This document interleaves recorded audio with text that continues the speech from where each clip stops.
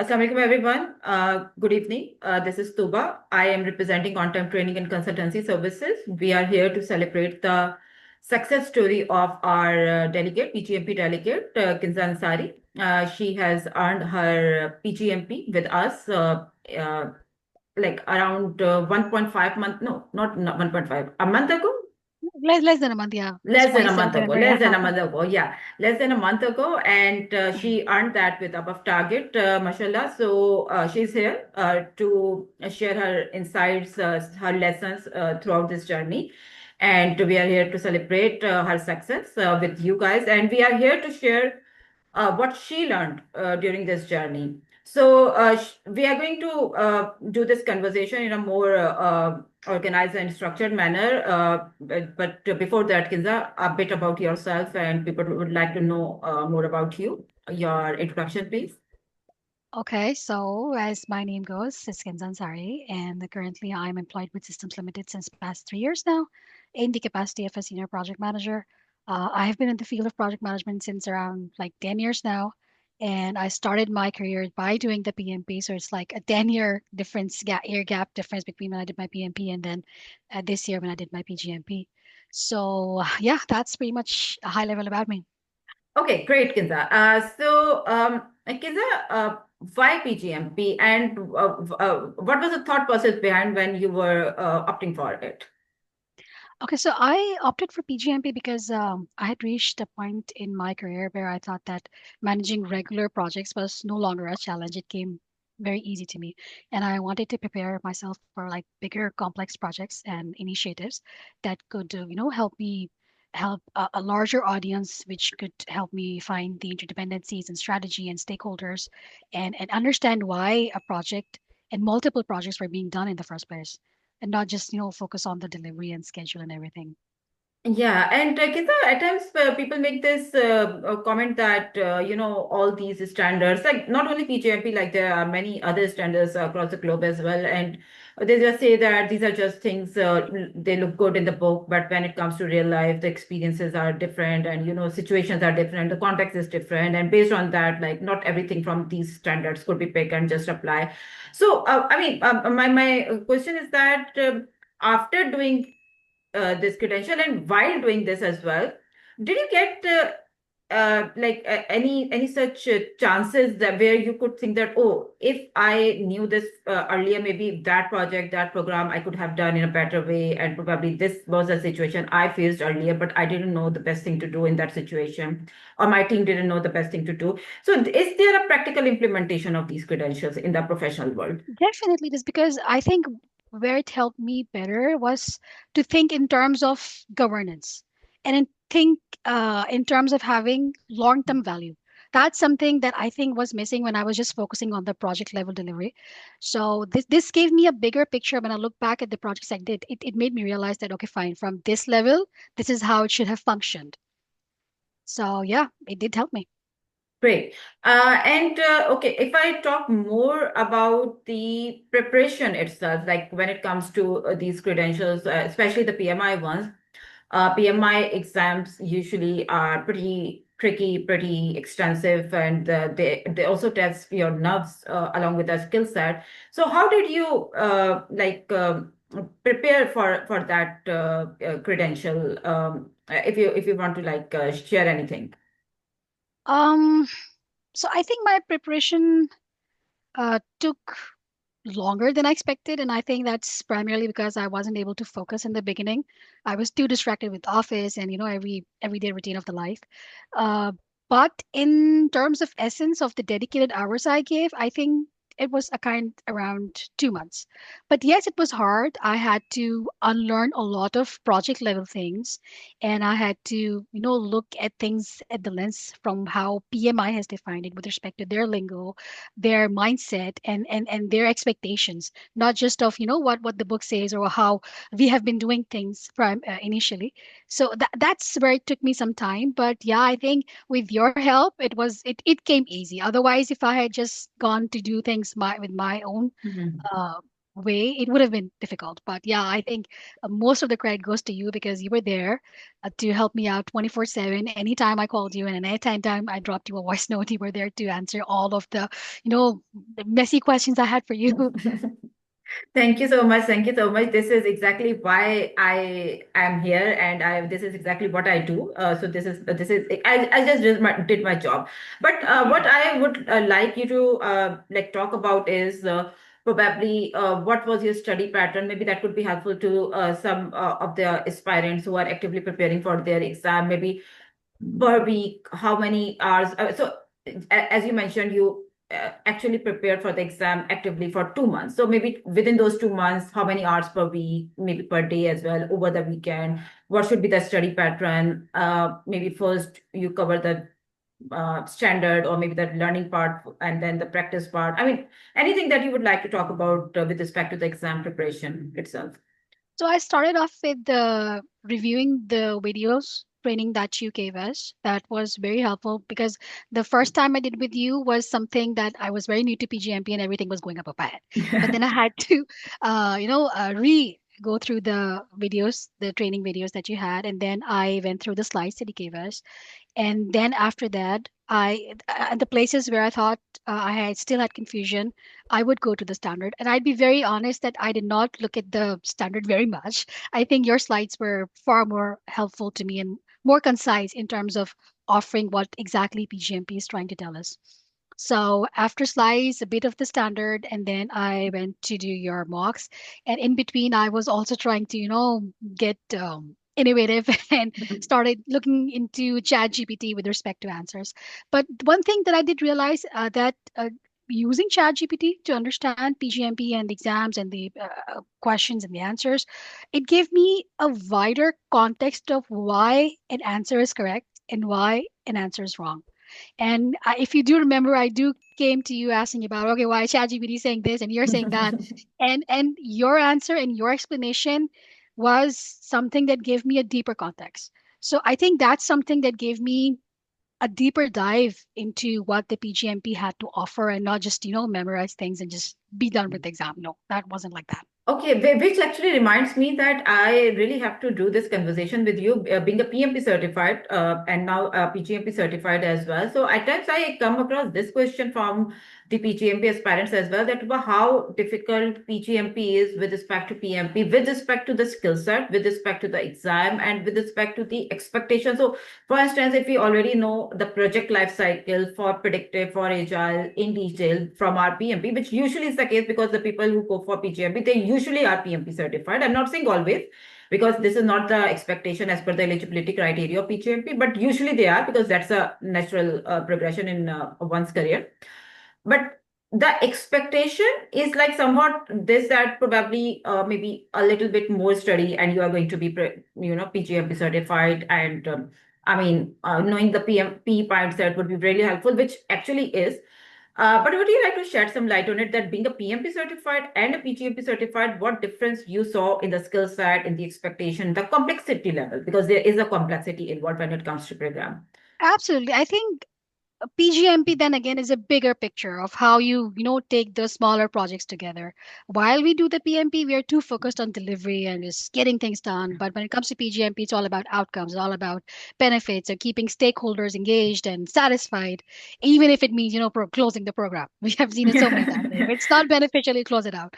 So yeah, that is what is different from PMP, and the things that were similar were the risk part, the initial stakeholder part, that those were similar to the PMP thing. So yeah, but having done PMP just solidified my concepts when it came to PGMP for risk and stakeholder and similar stuff. Yeah. Yeah, and so maybe the similarity is like how you perceive a life cycle. So there's an initiation phase, there's a planning, there's an execution, there's a delivery, there is a closure as well, as we see in project life cycle. But when it comes to difference, maybe the concept of benefits, outcomes, making hard decisions at times, some of the components are prioritized with respect to the other projects, and maybe some of the projects are getting like more budgets, more resources with respect to the other projects, and you have to make these decisions at a program level Yeah. because you are actually seeing from a broader lens and not only with respect to a single project, because this is exactly not what you are doing. You are delivering benefits to the company and not only the Absolutely. deliverables, right? So perspective changes, the risk aspect also changes. The strategic element comes into picture when it comes to program, which is there at a project level as well, but that's not, the limelight of that skill Yeah. set. The limelight is actually, just doing it and delivering it, right? But when it comes to program strategy, governance, the governance committees and executive committees, I mean, a lot of new structures and a lot of new concepts are there, which actually, and the complex and difficult stakeholders are all, Absolutely. Yeah. that could be very tricky in case of real programs. So a lot of context is different, and accordingly, you have to get yourself ready. So it's not like only saying that, okay, if I spend 100 hours on PMP, so maybe another 20 hours, and I'm going to be ready for PGMP. Yeah. No, no, no. Doesn't Absolutely work that no, way. absolutely Absolutely no. no. Yeah. So, okay, now the interesting question, which probably is also the expectation of the audience, that when you were there in the exam room, what was your experience? And when I'm asking this question, of course, the expectation is not to share any exam-based questions, of course, no.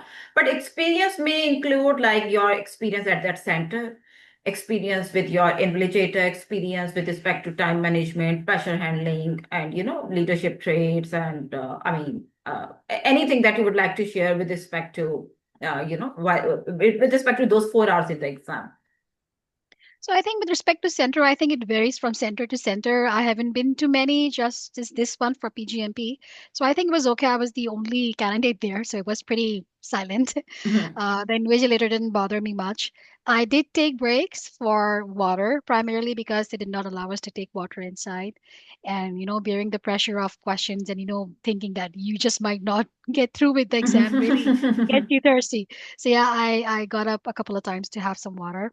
Other than that, I think my time management went good. And I think that's primarily because I had a lesson learned from my PMP exam. Because 10 years ago, when I appeared for my PMP, my time management was messed up. I was literally not able to complete the entire exam until the last minute. So this time I had this lesson learned, so I prepared myself accordingly. So I was able to complete my exam in like 3 hours and 10 minutes, and I had good 45 minutes to uh, recall and redo the questions that I did. I know one of the lessons that you teach to your aspirants is please do not re-go through your exam. And what's done is done, but that's kind of my problem. I did, I think, another 80, 85, 90 questions again. I did change a couple of my answers and I hope that they were correct. That's why I was able to pass. But yeah, but that's, I think that's something relevant to me. A lot of people might not be comfortable doing that, and a lot of people might be comfortable doing that. Let's go and go back and see your answers again. It just gives me a confidence that yes, what I did was right. So time management is difficult for a lot of people, but since I was pre-prepared for the time management thing, so I was thinking I was able to nail that. One thing I did was since the timer that they give in the exam is, backwards. Downward, Yeah, yeah. yeah. So that confuses. You were correct. That confuses. So what I did is that they did give me a piece of paper and a marker to do my rough work and stuff. So I just wrote down every minute, so it's like 240 hours and 160 and 60 minutes, something like that. And that's how I was able to track that. Okay, fine. If it says 120, I've got 2 hours. And by 2 hours, I should be able to do 100 questions or 110 questions. The breakup that you gave, that was pretty much what I did. And I think that was helpful also for me to, get things done sooner than later.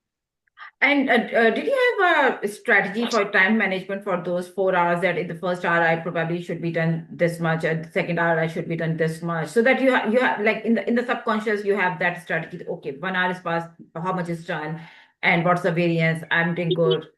Yeah, even when I was preparing, when I was doing the mock exams, I had this strategy in mind. So my target was to make sure that I complete 100 questions in like 2 hours, and then spend the rest of the hours for the remaining questions. So I think that's the strategy I work for, and that's the strategy even you suggested too, and it worked fine. We're good. And were you anxious or confused during the exam? Were you worried? I wasn't in the start, but in the middle of the exam I was, because the way questions were coming in, I was like, oh my God, what's going to happen to me?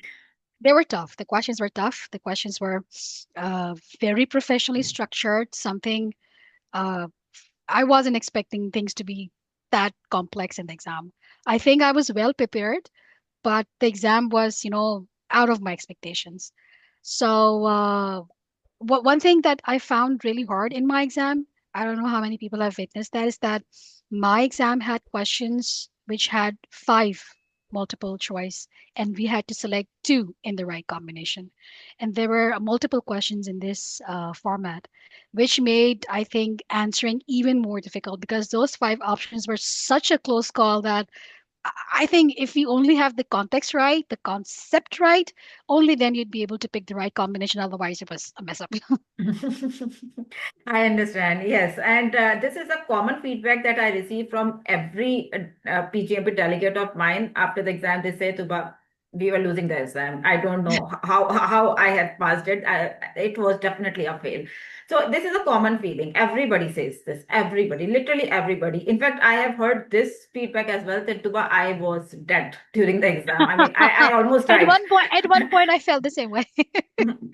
So yeah, it is not only the exam of your skill set. Of course, skill set is checked, but this also checks your leadership trait, your composure, your attitude, your positivity, and the overall pressure handling, which in the real life programs as well are it is pretty much tested. So they test you like from every perspective, not only from the technical knowledge of program management. Mm. So yeah, thank you very much for this, Kinza. And yes, one thing that I probably would like you to talk about is, did you get any straightforward, theoretical, process oriented, or No, direct knowledge oriented, like no, I get this type of queries a lot, that to be need to memorize this no, the activities or the steps or ECO task or something like that. I mean, maybe just say it, because they need to hear it from you. If I say it, they just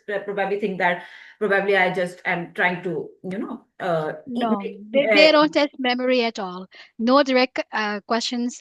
They are scenario based, and at times, even the scenario is quite vague. So unless you have the experience of handling what the phases are and how PMI is expecting you to handle things, you cannot do the question. So preparation with respect to the PMI mindset is very important.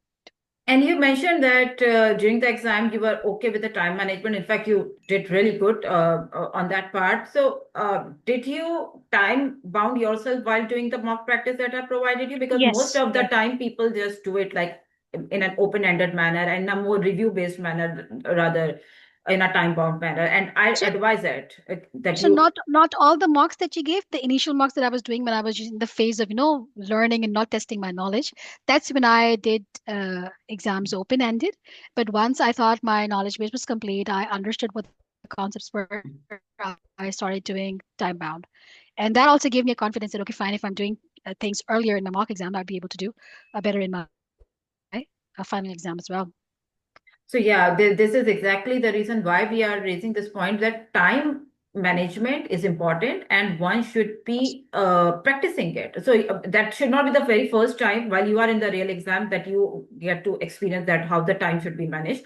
At least 1 to 2 mocks do that with in a time bound manner. Ideally all, but I understand that taking out like 4 hour slot in a consecutive manner could be tricky, especially when you are a busy professional, but at least do 1 to 2 mocks in a time bound manner, so that you understand that when you do those mocks like in multiple sittings and in as per your feasibility, then the score is different. But when you do that in one go in a consecutive sitting, then the score is different, and the score drops actually by 5 to 10%, right? So you need to be ready for that as well. Okay, one important aspect that I would like to talk about is the application process, which is also pretty much extensive when it comes to PGMP credential. And application process actually tests your uh, eligibility, like if you are eligible to sit in the exam. So in case of PGMP, the eligibility criteria says that you need to have 4 years of professional education with minimum 4 years of program management experience and a minimum of 4 years of project management experience, or an active PMP credential, like either 4 years of project management or an active PMP. So the same thing you need to provide to the PMI in a more subjective way and not in an objective way in the application process, which is available on their website. And once that is approved, there are two approval cycles, and once both approval cycles are done, successfully done, only then you will get 1 year eligibility, 1 year period with an eligibility ID, and within that period you need to sit in the exam and you need to pass it. So I have heard this. I mean, I would call it a myth. This is a myth because this is not true. Unnecessary assumption that PMP is a mandatory criteria to go for PGMP. PMP is a suggested thing to go for before going for PGMP, but PMP is not a mandatory criteria. The mandatory criteria exactly is what I just mentioned: 4 years of project experience, 4 years of program experience, and with 4 years of professional degree, which are bachelor, master, or any degree higher than that. In case you don't have a degree, professional degree, and you have some high school certificate or a diploma, in that case, they would expect you to provide 7 years of program management experience. So if you have experience, but you don't have any credential or a proper professional degree, you still can go for PGMP. And I have many delegates who are not PMP certified and they went for PGMP and they passed it. So yes, this is allowed. So one should be ready for that process as well. That's quite extensive, right? Okay, so Kinza, you were my delegate when it comes to the preparation, and I was your mentor. So what did you observe in my mentoring services and the different type of material mocks that I provided to you, and how effective was that, including the training, because you also went for my training option. So including the training, mentoring, preparation, how effective was that for you? It was very effective, and primarily because you were able to, help us decode the PMI language. That's the core thing, to understand what PMI is thinking and what they expect us to do and react. So yeah, in terms of that, it was very, very helpful. And like I said, I came to you with a lot of questions, a lot of clarities of repeated questions on certain concepts of the GMP preparation, and you helped simplify things. Your slides were helpful. Even the last time you gave me that video link of the video explainers that you have, I guess 18-20 explainers, those were very helpful because you touch base on the critical concepts that are repeatedly tested in exam. So that was really helpful for me. Great. And one other thing that I probably would like to talk about over here is if you are a PGMP aspirant, maybe you are not my mentee, but and that just in case you are preparing and you have a mentor, any trainer or mentor you have, do as many discussions as possible. Just say your thought process. Just Yeah. codify it. Just just make sure that whatever you are thinking, however you are understanding, that's correct, because program is a complex concept and it's complex uh, even for the senior and experienced program managers. So uh, learning it in a particular standardized way, be it PMI standard or be it Excelos standard or any other standard, is tricky. Is naturally tricky. So just have discussions with your mentor, with senior experts, with industry professionals, so that you learn and learn a lot. It's not only about learning one standard book by anybody or doing 1,500, 200,000 questions, or maybe just going, by book. It's not about that. They want you to have like a diversified perspective when it comes to program management. They actually expect you to have that in the exam.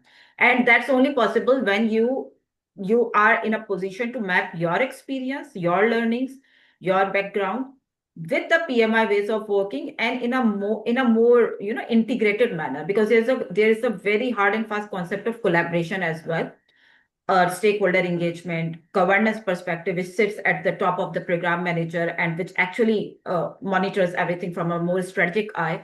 All of that is important. The life cycle itself is very important. There is a lot going on in the form of different activities, which you need to understand that what you need to do to come up with business case, why, how business case is different than charter, why we need different documents and what is their utility and in what context different documents are needed.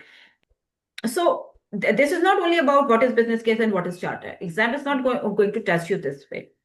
Exam is going to test you in a very situational way. And maybe at some points it's charter, at some points it's business case, and you should have a good enough reason to know why. Right. So this is very contextual. It is very scenario oriented. Right? With one word, the answer may change. And you need to know that word. Absolutely. Right? Absolutely agree. You need to know that word. And how would you know that word? Only when you have some experts available with you on this journey. Right? So this is how it goes. This is a right way of learning. Right? Until and unless you have extensive experience, like 20, 25 years of experience in this type of skill set. In that case, maybe yes, you can do it completely by your own with the right material. Still, you need to have the right material with you, the right mocks. That's the key. That's Yeah, the key. the right material is very, very important. So at times I get this feedback that I prepared this many number of mocks, and the follow-up question is, like, who was the provider, what was the mocks about. I was getting 90% in the mocks and I failed the exam. I mean, 90% with respect to what? With respect to what expectation? Did you set the expectation right? This is important. The material is important, and the effectiveness is important, and relevance with respect to the PMI mindset. And for your information, PMI has updated the PgMP curriculum and the standard last year. And post that, the exam complexity has been increased like exponentially, which is which actually should be the case, should have been the case even earlier as well, because this is exactly how this type of skill set should be.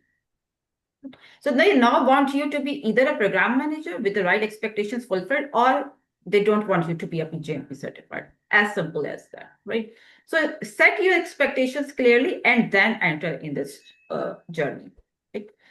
At the end of the day, you should not be blaming anyone. You should not be blaming Yeah. yourself, or should not be blaming your trainer, or should not be blaming PMI or the process. I mean, all of that is perfectly fine. It's just that you need to know the expectations. Right? So yeah, this is the right thing to go for, and I would also say that you prepare this. Like, you just make up your mind and you just do your investigation and research about this skill set before entering in it. It is a serious commitment, a serious commitment. Serious commitment. Absolutely. Okay, Kinza, so how do you see the concept of return or payback on these credentials, especially the PGMP one? So I think the ROI is not instant, but I think it comes with better decision making at senior levels. It comes with giving you stronger insight on strategic conversations and readiness for leadership and governance and transformation. So that's something long term. It just happens, doesn't happen like this, but it gives you and makes you ready to be for the long term investment and the long term value for return. Yeah. Yes, exactly. This is how I see it as well. That just because you become like certified, you are not going to start seeing the benefits, tangible or intangible, both, or maybe either of them, overnight, right? This is not how it works, and this is not how it should work. Right? It's a long-term investment, and accordingly, the returns are going to come. Definitely going to come, especially if Yeah. you have fulfilled the expectations. Definitely going to come. This is my guarantee, right? Maybe in the form of maybe better job roles, better opportunities, better projects or programs. Maybe your horizon, your work horizon is going Expand. to Yeah. expand. Yeah. Maybe organization is going to trust you more than Yeah. they used to be earlier. You like the opportunities are huge, right? But the opportunities are there, and those are there for everyone. Only if you know that how to take this take this Yeah. journey How to forward. cash it out. Yeah, if you have these credentials but you don't know a bit about program, then I mean, it's just a label. It doesn't add any value. It's a concept of value addition, how much value you can create for yourself during this journey, right? So I also see it this way. So, Kinza, thank you very much for this conversation. Of course, this is very to the point, but very effective. So, in the end, would you like to advise something to the PGMP aspirants, especially those who are actively preparing for the exam? I think it would be three things. A, don't rush. Take your time. I was in a rush because of Tuba. When I came to, I kept telling you, I'm giving in August. I'm giving in September. But that was a very, I'd say not the right way to go. So don't rush.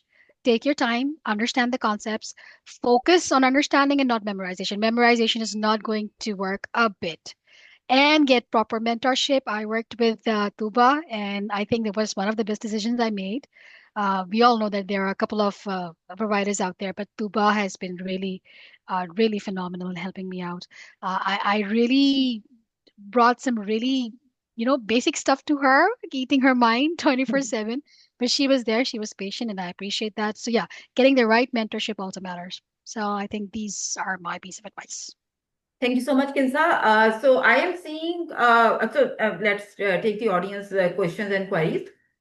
So I'm seeing a question in a private chat that again that person is asking that how much time Kinza took for preparation to bar, and she's saying 2 months, but what was really the time? Because he is not believing that 2 months were enough for preparing the exam. So no, she actually took actively she took 2 to 2.5 months, and yes, she came to us in June for training. So June till July over the weekends, I think over the 5 to 6 weekends, she took that training. And during that period, she was not actively preparing. I knew that because I was with her throughout this journey. But yes, after that, slowly and gradually, she started preparing, and there was a halt in between as well. I think a halt of 2 to 3 weeks. I got Or sick, yeah. yeah, she got sick, and there was a halt in between. And but from I think from August or September, she actively started again, and then like throughout, she was into this. She did due diligence. She followed my study Yeah, plan, and and and in the end, I did take a 2 weeks of leave from my office so that I could spend literally 12 hours to study. she literally listened to whatever I suggested, like the order, the material, the right way of doing. And there were times when I actually I was not really happy with the reliance on ChatGPT, because ChatGPT could be very very helpful, but ChatGPT does not know the PMI mindset the right way. This is an honest opinion. I'm okay to say it, because that's exactly how it is. ChatGPT could be very wrong when it comes to PMI questions, and ChatGPT could be very helpful when it comes to the learning part, different contextual and, different artifacts, comparatives, uh, maybe some diagrams, diagrammatic view. For instance, we want to understand how root cause analysis actually works. It can give you a very good view with examples, with use cases, case studies. For that, yes, ChatGPT is super helpful. But when it comes to knowing the exact answer, the PMI way, I'm not sure. I maybe only 20 to 30% confidence on the answers. So knowing the context is important, because it's a model, right? And model is as much trained as much data is available, and PMI data is not publicly available. So only limited data is available, right? Because there's a concept of data governance and compliance and this and that associated with AI models as well. So you can't 100% rely on it. This is exactly why you need to know the people, you need to have people around you who knows the PMI mindset. That's important, right? So yeah, if anybody has any other questions from me or from Kinza, we are here to answer. Maybe you can just unmute and ask your queries about her journey, any tips or advice that probably you would like to share with you. Anybody would like to ask anything else? So yeah, I am seeing one more question, Kinza, that did you read the whole standard? No. And if yes, then which one? Fourth or fifth? I have the fifth one, but Mhm. I be very honest, I just looked at the appendix, looked at the glossary, and looked at a couple of concepts that I thought I needed reinforcement after I read the slides.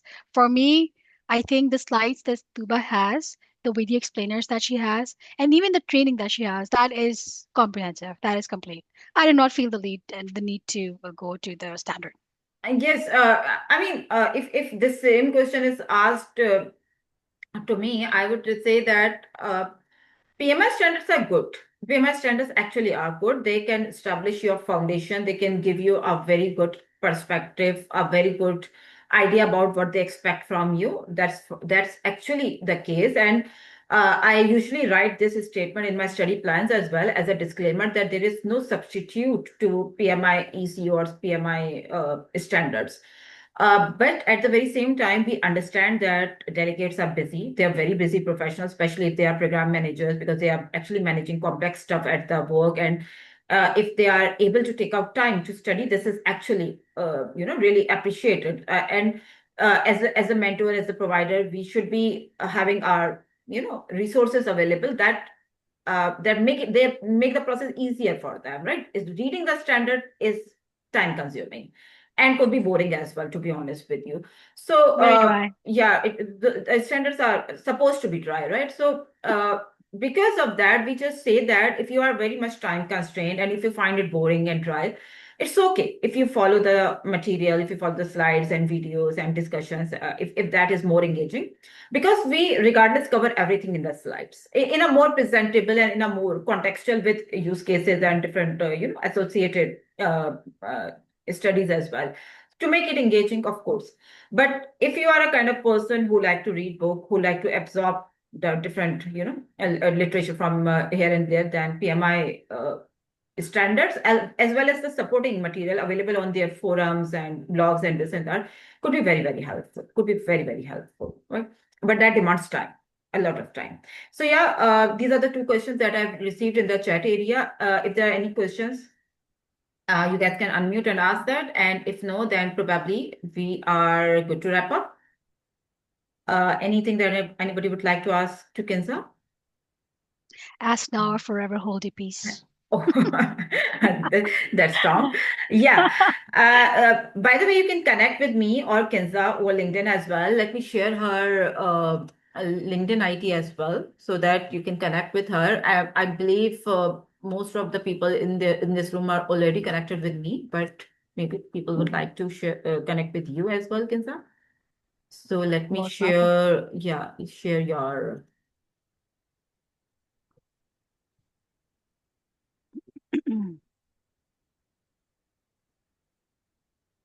Okay, I think, Kinza, we are good to wrap up.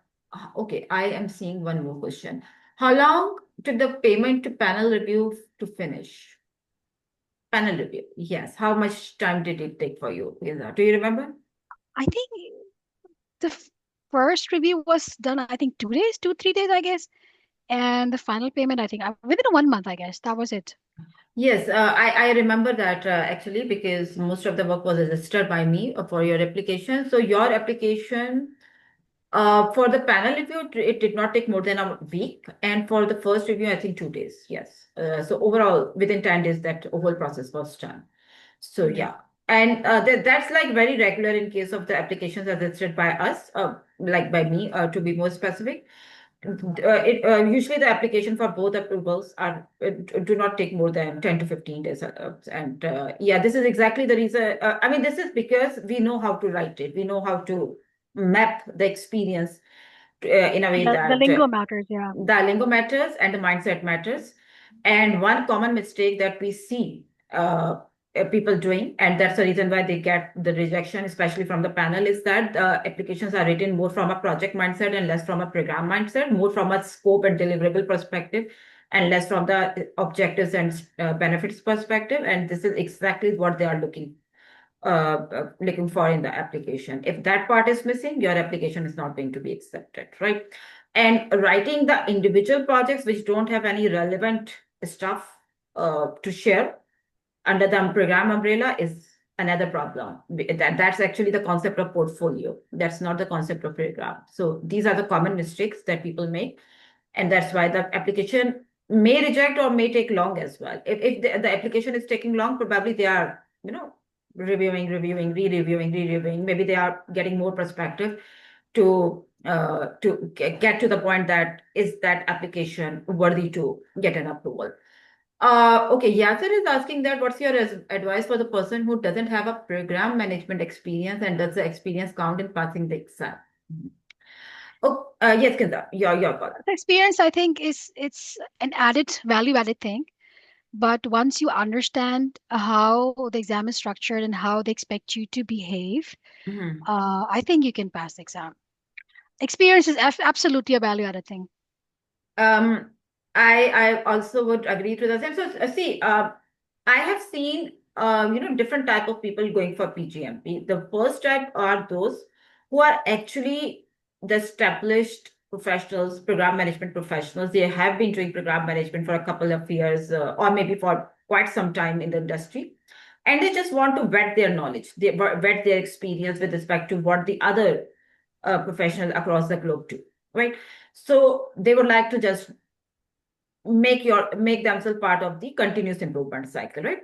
The other type are those who actually want to upskill and uplift themselves in the career ladder, like probably they are currently project managers or operational managers, and they would like to enter in that, in that bracket, in that career level, or at in that designate, or at that designation level in the organization where they could be considered as a program manager, because the number of years experience they have, probably that's relevant, but it's just that they don't have the exact relevant opportunity as of now. So they get them ready for that role ahead of time, right?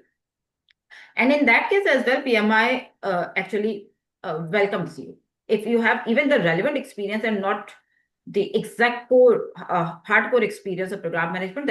That can be that also can be counted towards the eligibility, as long as you know that how to write it the right in the right manner in the application, right?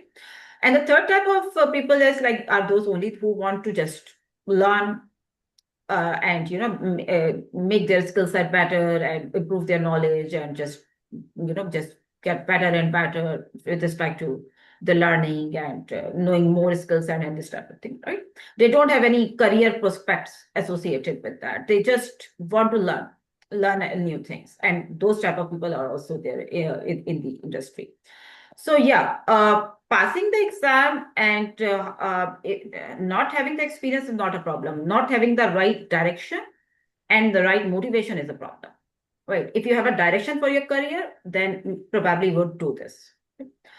I hope I've answered your question, Yasser. I'm seeing another question from Baya that did you have time break with doing the exam? There is no scheduled breaks in the exam. Your timer is continuously, ticking. But if you want to take the break, you can take it. I think Kinza also Yeah, I did. took Yes. some break, and The timer was up. Yeah. it is advisor. It is also advisable that you go for a break of 5 minutes, 10 minutes, if your time is properly managed. Yeah, and if you could take out that 5 to 10 minute video from that exam. But only if you are managing your time from the very first minute really well. If you are not, then probably it is not advisable. Because this exam is tiring, pretty tiring. You may need water, and usually centers do not even allow water. They do not allow anything to eat, or they do not allow anything to keep with you. So if you They want, even asked me to take up my hand wristwatch. yes, big hand watch or anything in the pocket, or if you're wearing any bracelet, necklace, they ask you to remove everything, right? So if you are the type of person who just want to take, like, maybe after every hour you take a 5 minute break, even at work as well, then this is actually recommended that you do it the same way. After every hour or maybe 1.5 hours, you take some 5 minutes break, just go outside, take a deep breath, recompose, just come up with a better strategy and restart, right? So at times you need to re-strategize your strategy in the And exam room especially as if you're well. freaking out because you think exam, oh my God, what is this exam? You need to have a breather in that case. Yeah, you may need to show your management and strategic skills during the exam as well. No matter how well your mentor has prepared you, every exam is different. Every exam room experience is different. So yeah. Absolutely. Any other questions? I think we are good. I think let's wrap it up. Thank you so much, Kinza. This was a lovely conversation. Thank you for taking out time and to have Thank this you for chit having chat me. with us. No, we are actually honored to have you. Thank you, guys, everybody who is in the room to join us and to listen to this conversation and to make it interactive as well. So, guys, if you are interested to join our PGMP program, you can reach out to me directly over my WhatsApp number. I've already shared that, and or over the LinkedIn directly. I will be back very soon with a new PGMP story, inshallah. Till then, take care. Goodbye. Good night, All right. Kinza. Thank you, everybody. Bye.